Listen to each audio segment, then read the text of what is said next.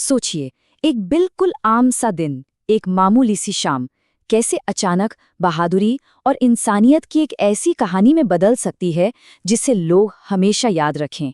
आज हम एक ऐसी ही सच्ची घटना की बात करेंगे जहां वर्दी पहने कुछ लोगों ने अपनी जान की परवाह किए बिना जो किया वो एक मिसाल बन गया।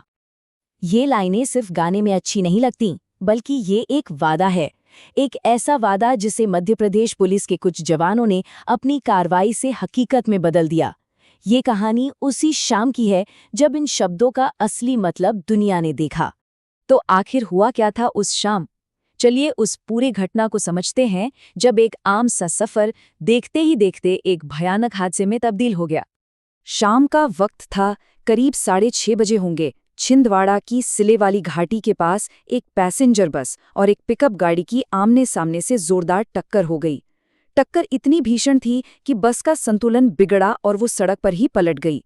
जो लोग आराम से अपने घर लौट रहे थे, उनकी दुनिया एक पल में पलट गई। हर तरफ बस चीख पुकार और हाहाकार मच गया था। ये हादसा कितना भयानक था, इसका अंदाजा इस नंबर से लगता है। 10 जानें चली गईं। इनमें 6 पुरुष, 3 महिलाएं और एक मासूम बच्चा भी शामिल था। एक झटके में कई परिवार बिखर गए। और ये यहीं नहीं रुका। 31 से भी ज्यादा लोग बुरी तरह घायल थे और इनमें से भी कईयों की हालत बहुत गंभीर थी।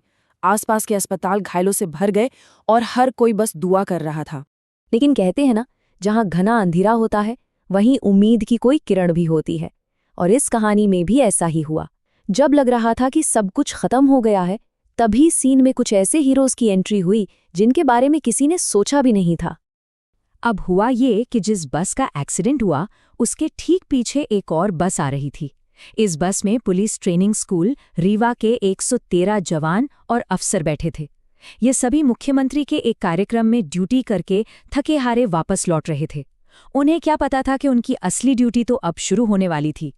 और देखिए, ये बात इस कहानी को कितना असली बनाती है। जैसा कि हवलदार राहुल सिंह ने बाद में बताया, दिन भर की ड्यूटी के बाद सब थक चुके थे। सफर लंबा था तो ज्यादातर जवान आराम करने के लिए अपने जूते उतार कर बैठे थे।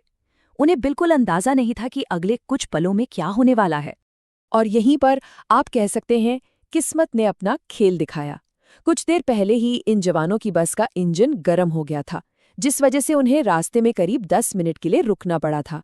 अगर ये 10 मिनट की देरी ना हुई होती तो शायद वे इस एक्सीडेंट वाली जगह से कब का आगे निकल चुके होते। लेकिन शायद कुदरत को कुछ और ही मंजूर था। और अब हम कहानी के उस हिस्से पर आते हैं जो इन जवानों की बहादुरी को हमेशा हमेशा के लिए इतिहास में दर्ज कर गया। ये वो पल था जब सोचने का या प्लान बनाने का कोई वक्त नहीं था, सिर्फ एक्शन लेने का था। जरा उस मंजर को सोचकर देखिए। एक तरफ एक भयानक सीन था, एक भारी बस पलटी हुई है, उसके नीचे लोग दबे हुए हैं और पूरी सड़क कांच के नुकीले टुकड़ों से भरी पड़ी है। और दूसरी तरफ थे ये जवान जिन्होंने एक सेकंड भी नहीं सोचा। जैसे ही उन्होंने चीखें सुनी, वो बस से उतरे और सीधे उस बस की तरफ दौड़ पड़े। इन जवानों ने जो किया वो सुनना भी यकीन करना मुश्किल है।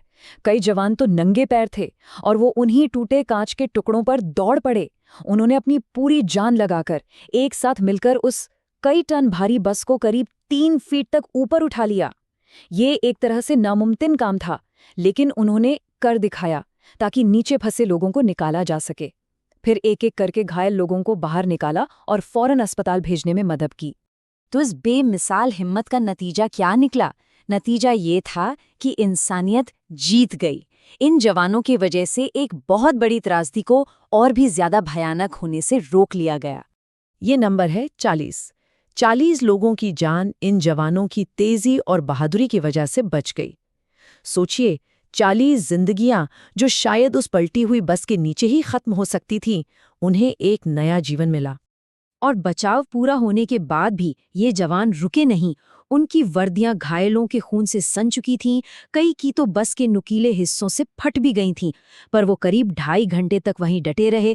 जब तक लोकल पुलिस और एम्बुलेंस नहीं आ गई, वो मदद करते रहे और ये पक्का किया कि हर घायल को सही इलाज मिल सके। जब ऐसी बहादुरी दिखाई जाती है तो उसे सलाम करना भी बनता है। और बिल्कुल ऐसा ही हुआ। इन जवानों के निस्वार्थ काम को हर तरफ से सराहा गया। मध्य प्रदेश के मुख्यमंत्री और डीजीपी ने इस रेस्क्यू ऑपरेशन में शामिल सभी 113 पुलिसकर्मियों के लिए नकद पुरस्कार का ऐलान किया।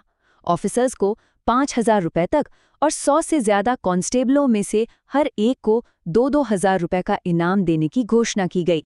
सिर्फ जवानों को ही नहीं, इस हादसे के शिकार हुए लोगों और उनके परिवारों के लिए भी मदद का ऐलान किया गया।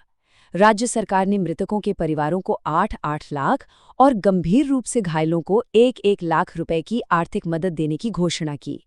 इसके अलावा कांग्रेस पार्टी ने भी अपनी तरफ से मृतकों के परिवारों को 50-50 हजार रुपए की सहायता देने की बात कही। तो ये पूरी कहानी जानने के बाद एक सवाल मन में जरूर आता है। जब हम इन जवानों के बारे में सोचते हैं जो नंगे पैर कांच पर दौड़ गए, अपनी जान की परवाह किए बिना उस बस को उठा लिया, तो क्या सच में वर्दी पहनना सिर्फ एक नौकरी है, या फिर ये उससे कहीं बढ़कर एक जज्बा है, एक शपथ है, सेवा और बलिदान